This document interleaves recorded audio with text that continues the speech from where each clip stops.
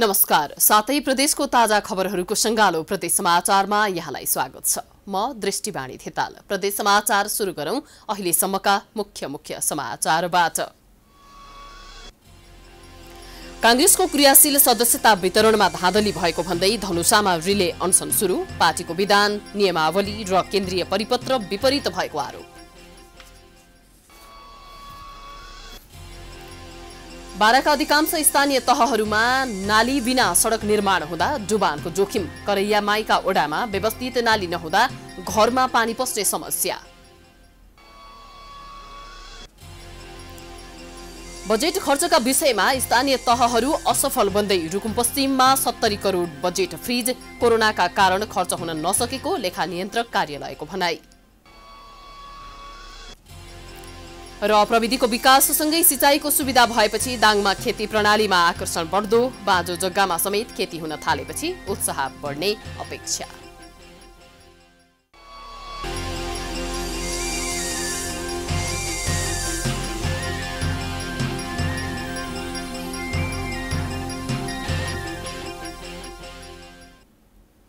आजको प्रदेश समाचार सुरु गरौं। कांग्रेसको क्रियाशील सदस्यतामा धाँधली भएसँगै धनुषामा समेत अनसन सुरु भएको सम्बन्धी प्रसंगबाट। क्रियाशील सदस्यता वितरणमा धाँधली भएसँगै काठमाडौँ स्थित नेपाली कांग्रेसको केन्द्रीय कार्यालयमा आमरण अनसन बसेका पूर्व सांसद चन्द्रमोहन यादवको समर्थनमा जनकपुरमा पनि आवरण अनसन सुरु भएको छ। कांग्रेस नेता नवलकिशोर यादवको अध्यक्षतामा जनकपुर स्थित जिल्ला पार्टी कार्यालयमा आजबाट नेता कार्यकर्ताहरूले रिले अनसन सुरु गरेका हुन्। धनुषा क्षेत्र नम्बर 1 र 4 मा पार्टीको विधान, नियमावली र केन्द्रीय परिपत्र विपरीत वितरण गरिएको भन्दै क्रियाशील सदस्यता खारेज हुनुपर्ने उनीहरूको माग रहेको छ।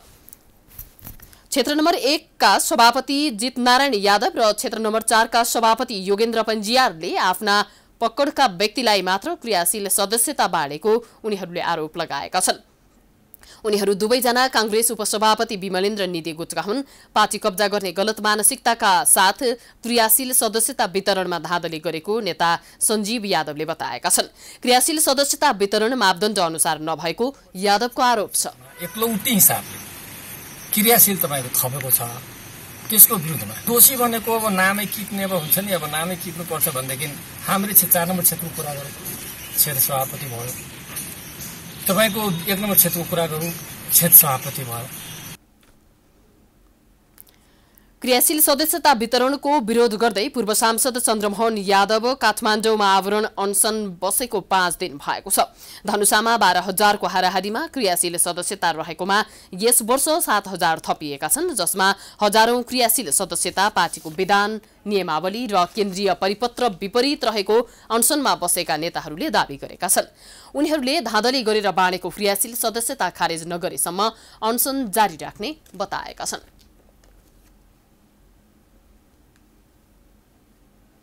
अबको क्रममा लागौं प्रदेश नम्बर 2 को बारामा व्यवस्थित नाली बिना सडक बनाइँदा स्थानीय समस्यामा परेको सम्बन्धी समाचारतर्फ। बाराका अधिकांश स्थानीय तहहरूमा नाली बिना नै सडक बनाइएको छ। स्थानीय समस्यामा परेका छन्। पक्की सडक निर्माण भए तापनि नाली नभएका कारण स्थानीय समस्यामा परेका हुन्। एक रिपोर्ट। करैया माई गाउँपालिकाका विभिन्न ओडाहरूमा ढलान गरी पक्की सडक निर्माण भए तापनि व्यवस्थित नाली नहुँदा पानी जम्ने गरेको छ। वर्षाको समयमा पानीको निकास नहुँदा पानी जमेर सडक वरपर जलमग्न हुने गरेको छ, जसका कारण स्थानीयलाई समस्या हुनुका साथै बालबालिका डुबानको जोखिममा परेका छन्। पानी जमेर घरहरूमा समेत पस्ने गरेको स्थानीयको गुनासो छ। रातको समयमा पानी परेपछि स्थानीय रातभर जागराम बस्नुपर्ने बाध्यता छ। पानीको उचित निकास नहुँदा छरछिमेकमा झगडा समेत हुने गरेको छ। बटे नाला सब सड़क बन गेल, ढलान हो गेल, बिना नाला के ढलान हो गेल। उस समय से कि सड़क पर पानी जम जाता, घर डुबान में पड़ जाता, 5-7 आदमी के ओला मारपीट भेल, जिला में भेल, टाल ढेउआ नुकसान हो गेल, मुड़ फाट गेल लड़का सके। तेकरा बाद में बार हम वार्डा में जाके कह रहा बड़ी देवेंद्र प्रसाद केसरी के वार्डा अध्यक्ष के कोनो सुनवाई अब हो जाई कह के 2 साल से वह बात कह रहा बड़न। जगह जमीन के बाटे तो वही रास्ता निकल जथा भाभी क्योंकि लमरिए भंगे रोकला से मनत नहीं खन हमार 5 धूर जमीन बर्बाद कर दिलन। त्यस्तै कतिपय ओडाहरूमा नाली भए तापनि मर्मत तथा सरसफाई नहुँदा पानीको निकास हुन सकेको छैन। नाला, फोहोर, मैला र माटोका कारण पानी बग्न नसक्ने अवस्थामा रहेका छन्। पानी जमेपछि बस्ती नै दुर्गन्धित बन्दै गएको छ। गर्मीको समय भएकोले विभिन्न खाले प्रकोप उत्पन्न हुन सक्ने भन्दै स्थानीय चिन्तित छन्। नाला, सरसफाई लगायतका विषयमा स्थानीय निकायलाई जानकारी गराउँदा समेत सुनवाई नभएको स्थानीयको गुनासो छ। यस्तै समस्या छ कि नाला एकदम गहिरो गरेको छ, कतै उच्च गरेको छ, कतै खाल गरेको छ, त्यही भएर माटो यहाँ जमिरहेछ।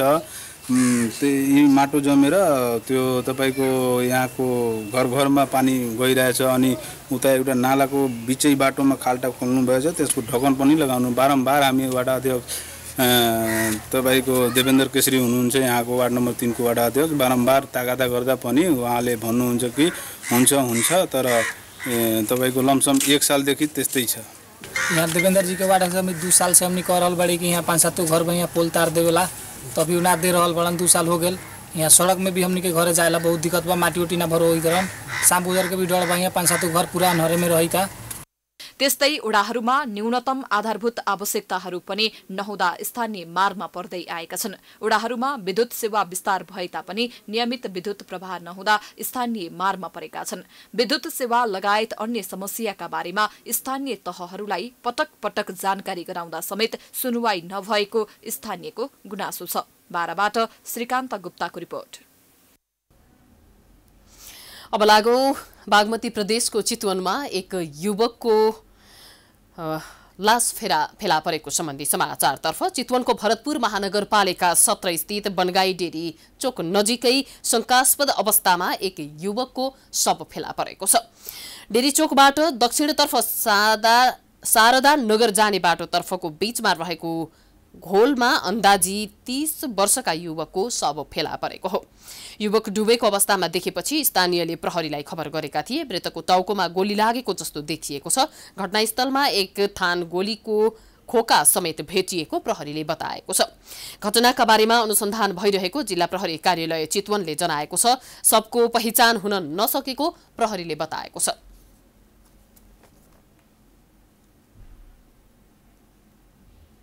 प्रदेश समाचारमा पालो भएको छ विश्रामको।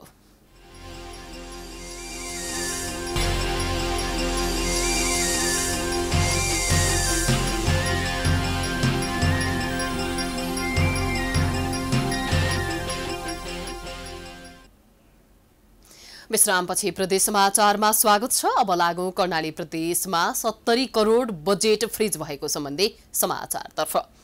रुकुम पश्चिममा गत आर्थिक वर्ष 2077-78 का लागि संघीय सरकारबाट आएको 70 करोड बजेट फ्रिज भएको छ।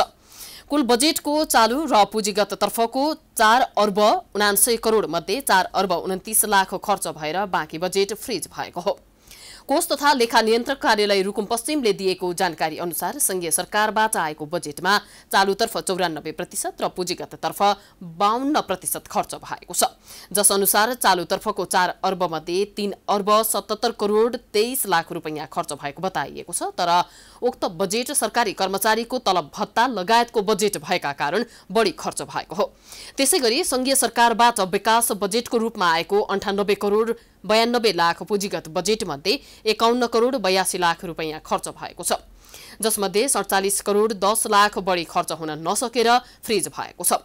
लामो समयको कोरोना र लकडाउनका कारण विकास बजेट अन्तर्गत पुँजीगत तर्फको केही रकम खर्च हुन नसकेर फ्रिज भएको कोष तथा लेखा नियन्त्रक कार्यालयको भनाइरहेको छ।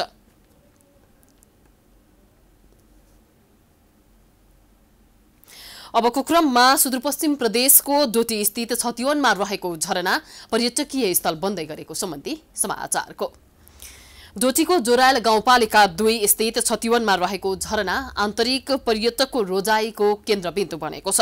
पछिल्लो समय झरना अवलोकन गर्नका लागि फोटो खिच्न र भिडियो बनाउन साथै टिकटक बनाउनहरू आउनेको ओइरो लागेसँगै यो क्षेत्र पर्यटकीय क्षेत्र बनेको हो। एक रिपोर्ट। कोरोनाको जोखिम कम भएसँगै जोरायल 2 स्थित छतिवनमा रहेको झरनामा आन्तरिक पर्यटकको आकर्षण बढ्दै गएको छ। पछिल्लो समय झरनामा रमाउन तथा अवलोकन गर्नका लागि स्थानीय तथा आन्तरिक पर्यटकहरूको संख्या बढ्दै गएको छ। तराईका जिल्लामा गर्मी बढेकाले गर्मी छल्नका लागि भन्दै अहिले दैनिक 300 देखि 500 सम्म पर्यटक झरना अवलोकनका लागि पुग्ने गरेका छन्। बाटो अलि उ छ हैन यता तलतिर, अनि यो लाइक यो फोहोरहरू धेरै भयो क्या, त्यस्तोसम्म फोहोरहरू नभइदिएको अलि राम्रो हुन्थ्यो। अनि लाइक ड्यामहरू पनि ठिक छ होइन, अरू त सबै ठिक छ। दाइ फ्रेस हुन आएको थियो होइन, मलाई यो झर्ना छ भन्ने पनि थाहा थिएन, म फर्स्ट टाइम आयो होइन। भाइहरू आइसकेको रहेछ होइन मेरो भाइहरू, अनि त्यसैले फ्रेस हुन मात्र आयो। ओजेलमा परेको झरना संरक्षण गरी झरनासम्म पुग्न स्थानीय सरकारले बाटो निर्माण गरेपछि झरना अवलोकन गर्नेको संख्या बढेको हो। गाउँपालिकाले झरनासम्म पुग्नका लागि ग्राभेल बाटो निर्माण गरेको छ। झरना नजिकै मन्दिर समेत निर्माण गरिएको छ, जसले धार्मिक पर्यटकहरूलाई समेत आकर्षण गरेको छ। स्थानीय तहले झरनालाई पर्यटकीय गन्तव्य बनाउनका लागि विस्तृत परियोजना प्रतिवेदन समेत तयार पारेको जनाएको छ। झरना अवलोकनका लागि सुदूरपश्चिमका सिलगढी सहित कैलाली, कञ्चनपुर लगायत छिमेकी जिल्लाबाट समेत आन्तरिक पर्यटक जान थालेका छन्।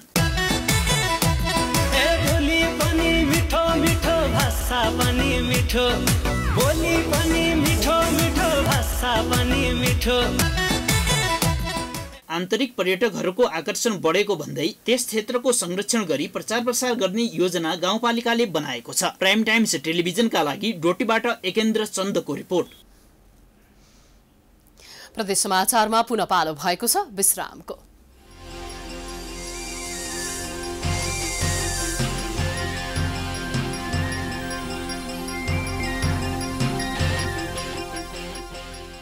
विश्रामपछि प्रदेश समाचारमा पुनः स्वागत छ। अब लागौं लुम्बिनी प्रदेशको दाङमा प्रविधिको प्रयोग हुन थालेपछि कृषि क्षेत्रमा आकर्षण बढेको सम्बन्धी समाचारतर्फ।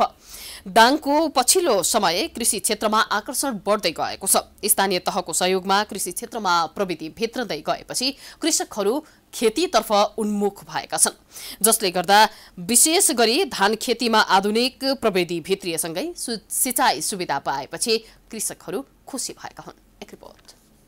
कृषिमा आधुनिक प्रविधि भित्रिएसँगै सिँचाइको सुविधा भएपछि दाङमा कृषि क्षेत्रमा आकर्षण बढ्दै गएको छ। विशेष गरी पछिल्लो समय धान खेतीमा किसानहरू आकर्षित भएका हुन्। जिल्लामा गत वर्ष 37,000 हेक्टरमा धान खेती भएको थियो। यसपटक करिब 40,000 हेक्टरमा धान खेती भएको कृषि ज्ञान केन्द्रले जनाएको छ। समयमा मनसुन भएसँगै दाङमा धान रोपाई अन्तिम चरणमा पुगेको छ। हालसम्म 98% रोपाई सकिएको कृषि ज्ञान केन्द्रले जनाएको छ। दाङमा उन्नत जातका साथै स्थानीय जातको धान खेती हुँदै आएको छ। धान मात्र नभई मकै पनि वर्षमा 3 पटक हुँदै आएको कृषि ज्ञान केन्द्रले जनाएको छ। अन्य वर्षहरूको तुलनामा यो वर्ष अब पर्याप्त भनेर होइन, तर पुगेको छ किसानहरूकोमा। र फेरि त्यो के कारणले त्यस्तो भयो होला भन्दा स्थानीय तहले नै आफूलाई आवश्यकता अनुसारको त्यो ब्यालेन्स सिट चाहिँ प्रदेश र सङ्घीय मन्त्रालयमा बुझाउनु भएको छ। उहाँ स्थानीय तहले नै मलको सहकारी र डिलरहरू तोक्नुहुन्छ। त्यसले गर्दाखेरि यो वर्ष अन्य वर्षको तुलनामा हाहाकार चाहिँ देखिँदैन र मल अब अधिक भएको पनि छैन र अब हाहाकार भएको पाइँदैन। दाङका विभिन्न पालिकाहरूमा तोरी जोन, मकै जोन कार्यक्रमहरू सञ्चालन हुँदै आएको छ। जिल्लामा पानीको समस्याका कारणले गर्दा धेरै जमिनहरू बाँझो हुँदै गएको अवस्था रहेको थियो। तर पछिल्लो समय कृत्रिम जलाशय, लिफ्ट सिँचाइ, पक्की कुलोले गर्दा सिँचाइ सुविधा हुँदै गएको किसानको भनाइ छ। कृषिमा निर्भर हुने हामीले त के गर्छौँ भने अब नयाँ तरकारी खेती गर्न सक्छौँ यो कुलो बनिसकेपछि। अनि यो पाखामा हाम्रो खेतै लाग्दै रोपाइ हुँदैन थियो, सधैँभरि कहिले हुने कहिले नहुने गर्थ्यो। त्यतापरि आकाशे पानीको भरमा गर्थ्यौँ। अब हामीलाई धेरै सुविधा भएको छ। त्यो सर 540-45 रुपियाँ कति भएको छ सर अहिले। 4 किलोमिटर सर यसको बाँध सहित 4 किलोमिटर पानी छिर्दैन थियो। त्यसले अहिले हाम्रो अलि त सहज भएको छ, पानी अलि त तलसम्म जाने अलि त सहज वातावरण भएको छ सर। यो स्याउले बाँध बाँधेर हामीले सञ्चालन गरिरहेको थियौँ सर। यो वर्ष योजना परेर सर हामी धेरै खुसी छौँ, त्यहाँका किसानहरू बहुत खुसी छन् सर। यता स्थानीय सरकारले पनि कृषिलाई प्रमुख प्राथमिकतामा राखेर काम गर्दै आइरहेको दाबी गरेको छ। बाँझो जमिन नराख्ने नीति अगाडि सारेपछि अहिले तुलसीपुर उपमहानगरमा 90% ठाउँहरूमा खेती हुँदै आएको उपमहानगरको दाबी छ। हामी आउँदाखेरि झन्डै 25% भन्दा बढी जमिनमा चाहिने खेती हुँदैन थियो। आज हामीले त्यसलाई बाँझो जमिन नराख्ने नीति अंगीकार गर्यौं, जसका कारणले 90% भन्दा धेरै जग्गामा खेती उत्पादन भइरहेको छ भने केवल 10% भन्दा कम क्षेत्रमा अझै हामीले चाहिने खेती विस्तार गर्नुपर्ने आवश्यकता छ र हामी कहाँ बाँझो जमिनको अवस्था पनि घट्दो क्रममा रहेको छ। त्यो एउटा हाम्रा निम्ति खुसी र उपलब्धिको कुरा रहेको छ। विगतका वर्षमा पक्की कुलो नहुँदा किसानहरूले समस्या भोग्दै आएका थिए, तर धेरै जसो पालिकाहरूमा अझै सिँचाइको भरपर्दो सुविधा नहुँदा किसानहरू मारमा पर्दै आएका छन्। प्राइम टाइम्स टेलिभिजनका लागि दाङबाट सुमन केसीको रिपोर्ट। प्रदेश समाचारको अन्त्यमा अब हामी लागु औषध र चरेसहित 2 जना दाङमा पक्राउ परेको सम्बन्धी प्रसङ्गतर्फ लाग्दैछौँ। लागु औषध सहित 2 जनालाई दाङ प्रहरीले पक्राउ गरेको छ। पक्राउ पर्नेमा बागलुङ निसीखोला गाउँपालिका 21 वर्षीय सुदीप सिन्जाली मगर र बरिगाड नगरपालिका 2 का 30 वर्षीय रेमबहादुर भुजेल रहेका छन्। उनीहरूबाट 9 केजी चरेस प्राप्त गरिएको छ। बुधबार दाङको गढवा गाउँपालिका 1 धानखोला स्थित जुम्ला रलिङको होटलमा उनीहरूलाई चरेस सहित पक्राउ गरेको प्रहरीले बताएको छ।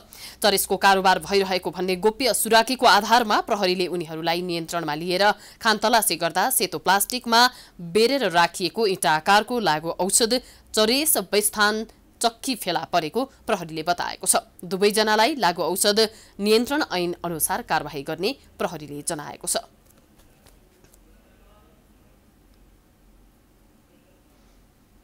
यो सँगै हामी प्रदेश समाचारको अन्त्यमा आइपुगेका छौं। जाँदा जाँदै मुख्य समाचार पुनः एकपटक। कांग्रेसको क्रियाशील सदस्यता वितरणमा धाँधली भएको भन्दै धनुषामा रिले अनसन सुरु। पार्टीको विधान नियमावली र केन्द्रीय परिपत्र वितरण भएको आरोप। बाराका अधिकांश स्थानीय तहहरूमा नाली बिना सडक निर्माण हुँदा डुबानको जोखिम। करैयामाईका ओडाहरूमा व्यवस्थित नाली नहुँदा घरमा पानी पस्ने समस्या।